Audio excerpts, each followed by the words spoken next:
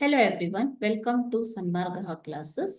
4ನೇ ಪ್ರಶ್ನೆ ಕರ್ನಾಟಕದ ಪ್ರಾಕೃತಿಕ ವೈವಿಧ್ಯ ಎಂಬಂತಹ ಚಾಪ್ಟರ್ ಇಂದ ಮ್ಯಾಂಗ್ರೋವ್ ಸಸ್ಯವರ್ಗ ಕಂಡುಬರುವ ಪ್ರದೇಶ ಯಾವುದು ಅಂತ ಕೇಳ್ತಾ ಇದ್ದಾರೆ.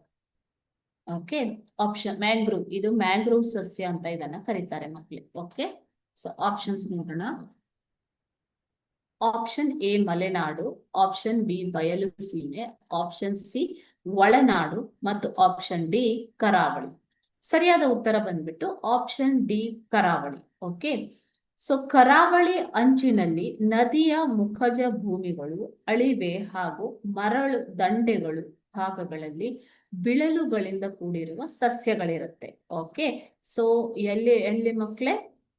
ಕರಾವಳಿ ಅಂಚಿನ ಭಾಗದಲ್ಲಿ ಇಲ್ಲಿ ಇರುವಂತಹ ನದಿ ಮುಖಜ ಭೂಮಿಗಳು, ನದಿ ಮುಖಜ ಭೂಮಿಗಳು, ಮರಳು ದಂಡೆಗಳು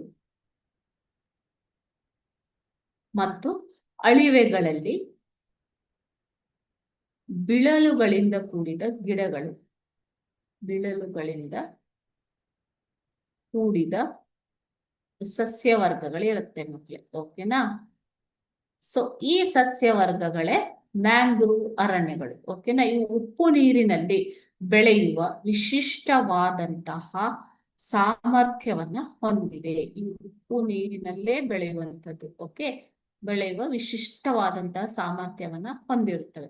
ಇದನ್ನ ಮ್ಯಾಂಗ್ರೋವ್ ಸಸ್ಯಗಳು ಅಂತ ಕರೀತಾರೆ ಮಕ್ಕಳು. ಕರ್ನಾಟಕದಲ್ಲಿ ಇವುಗಳ ಹಂಚಿಕೆ ತುಂಬಾ ಕಡಿಮೆ, ಕರಾವಳಿ ಪ್ರದೇಶದಲ್ಲಿ ಮಾತ್ರ ಕಂಡು ಬರುವಂತಹ ಸಸ್ಯವರ್ಗ. ಓಕೆ, ಸೊ ಮ್ಯಾಂಗ್ರೋವ್ ಸಸ್ಯವರ್ಗ ಕಂಡು ಬರುವ ಪ್ರದೇಶ ಯಾವುದು? ಕರಾವಳಿ. Thank you.